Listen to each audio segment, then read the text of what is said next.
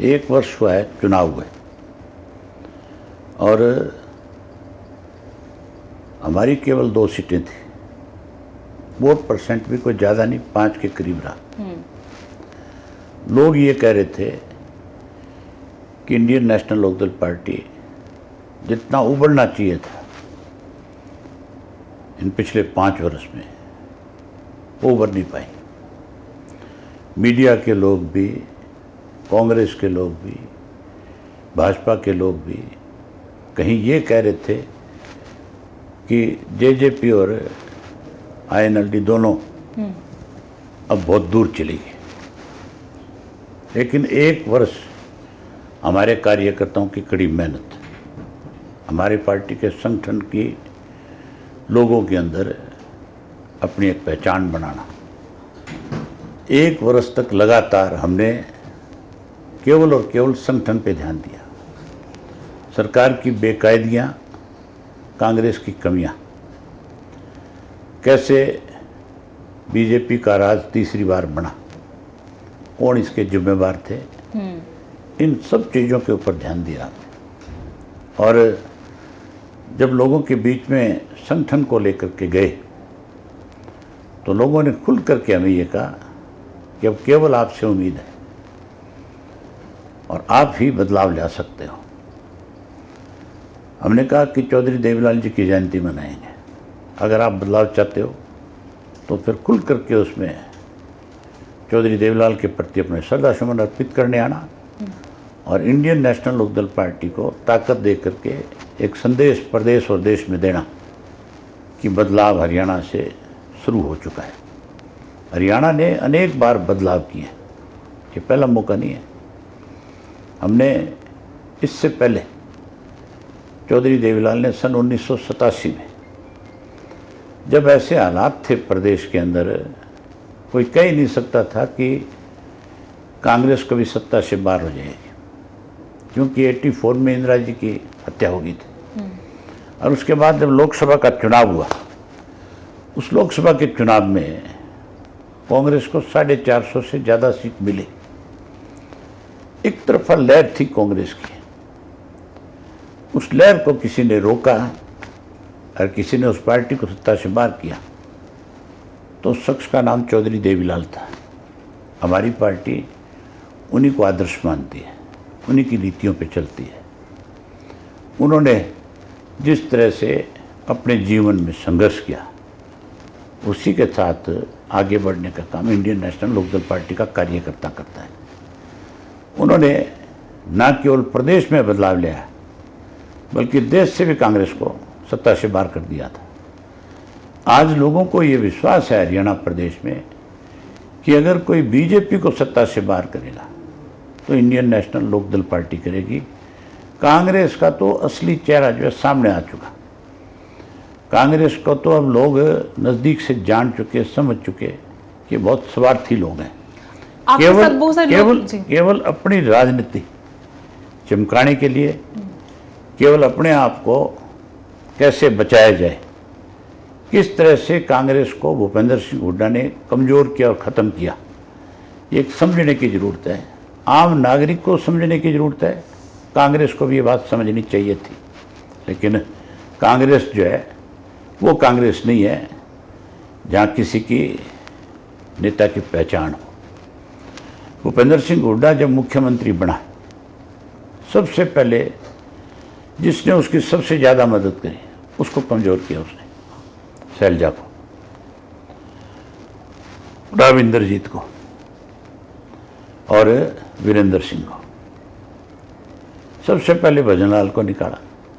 जिस बंसीलाल ने भूपेंद्र सिंह हुड्डा की मदद करी चौधरी देवीलाल के सामने चुनाव जितवाने में, उस बंसीलाल की पुत्रवधू को इसने कांग्रेस से बाहर करवाया।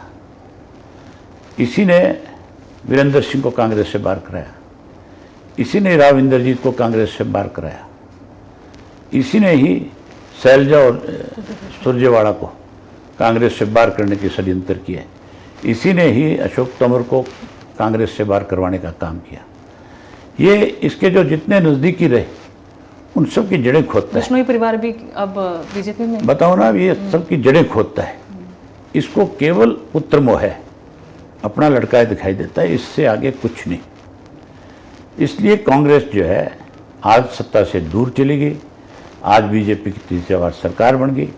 इस सरकार बनाने में भी आपके पास मैंने अनेक आपके ब्रॉडकास्ट देखे हैं, अनेक लोगों ने खुल के ये कहा है कि भूपेंद्र सिंह हुड्डा ने अपनी पार्टी के लोगों को हराने के लिए विरोधी खड़े किए, विरोधियों की मदद करी, उनकी मदद लेकर के चुनाव हरवाने का काम किया। अनेक लोगों के नाम है मेरे पास जिनको जो जीतने वाले कैंडिडेट थे टिकटें नहीं दी गई और जिनको हराया गया। मैं इस बात को स्वीकार करता हूँ कि इस चुनाव में लोग मुझे चल करके ये बात करते थे हमें भाजपा को सत्ता से बाहर करना है, इसलिए हम कांग्रेस को लेकर के आएंगे। आम आदमी की आवाज़ थी कांग्रेस किसी तरीके से बीजेपी को सत्ता से बाहर करें, लेकिन हुड्डा एंड पार्टी ने दोबारा फिर भाजपा को मौका दिया और कांग्रेस को जो है धरातल पे लेके खड़ा कर दिया।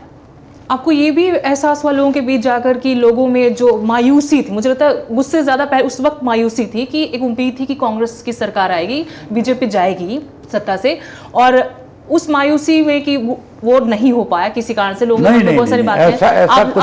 अब लोग आपके साथ जुड़े, वो वैक्यूम है आपके पास। बीजेपी के प्रति बहुत बड़ा गुस्सा है लोगों में, उस वक्त भी था, आज भी है, उससे पहले था। उससे पहले जो सरकार बनी थी ये भाजपा की सरकार नहीं बनी, भाजपा की सरकार बनी थी केवल और केवल 2014 में। उसके बाद दोनों सरकारें जो बनी है ये लोगों ने बनवाई, उन लोगों ने बनवाई जो कहीं ये कहते थे भी हम तो भाजपा को देखना भी पसंद नहीं करते। पहले तो जेजेपी के लोगों ने सरकार बनवाई, जो नारे तो देते थे भाजपा को जमुना पार कर देने, देते थे कि नहीं देते थे ना, जो ये कहते थे बीजेपी तो खूनी पार्टी है, और उसी पार्टी के साथ मिलकर के 4.5 साल प्रदेश को दोनों हाथों से लूटने का काम किया। उसके बाद उनको उन्होंने उस सत्ता से दूर कर दिया, लोगों में वो बदनाम हो गए, इस करके उनकी पार्टी का तो नामो निशान खत्म हो गया। झूठ और लूट बंद होगी इस प्रदेश में। दुर्घटना बता रहे हैं वो कि दुर्घटना हो गई। ये दुर्घटना नहीं है, ये सच्चाई है कि झूठ और लूट की दुकान ज़्यादा दिन चल भी नहीं सकती। दूसरा, अब की बार जो सरकार बनी है ये भूपेंद्र सिंह हुड्डा ने बनवाई है, अपने ही लोगों की टिकटें काटी, जीतने वाले कैंडिडेट को टिकट नहीं दी, और जहां इसके अगेंस्ट किसी को इसके कहने की बजाय दूसरे किसी को टिकट दे दी तो उसके सामने इसने पैरेलल कैंडिडेट खड़े करे और वोट कटवा करके उनको चुनाव हरवाया और भाजपा को जिताने का काम किया। बड़े चौधरी साहब, ओम प्रकाश चौटाला के निधन के बाद ये बड़ा कार्यक्रम था आपका, बड़ी जिम्मेवारी थी और साबित भी करने का वक्त था कि कार्यकर्ताओं को ऐसे में एक परिवार है उसको इकट्ठा करके आगे चलो, उसको मजबूत करूं। आपको अभी इस बात का विश्वास तो हो गया ना कि मैंने चौधरी ओम प्रकाश चौटाला की जो विरासत थी उसको आगे बढ़ाया है, उसको मजबूत किया है, और उस कमी को जिसको लोग मानते थे कि चौटाला साहब के बाद पता नहीं हम किस तरह से राजनीतिक तौर पे आगे बढ़े, आज वो एक विश्वास के साथ कह सकते हैं कि हम बड़ी ताकत बन करके चौधरी देवीलाल के, चौधरी ओम प्रकाश चौटाला के सपनों को साकार करेंगे। वो झलक दिखी, वो जो कार्यकर्ताओं का उत्साह था। आप भावुक हो रहे हैं थोड़ा? नहीं, जोश नहीं था कार्यकर्ताओं में। आप भावुक हो रहे थोड़ा? नहीं, एहसास चाहे पार्टी के तौर पर नहीं लेकिन अपने पारिवारिक तौर पर तो कमी महसूस होती है, क्यों नहीं होगी, हर वक्त होती है।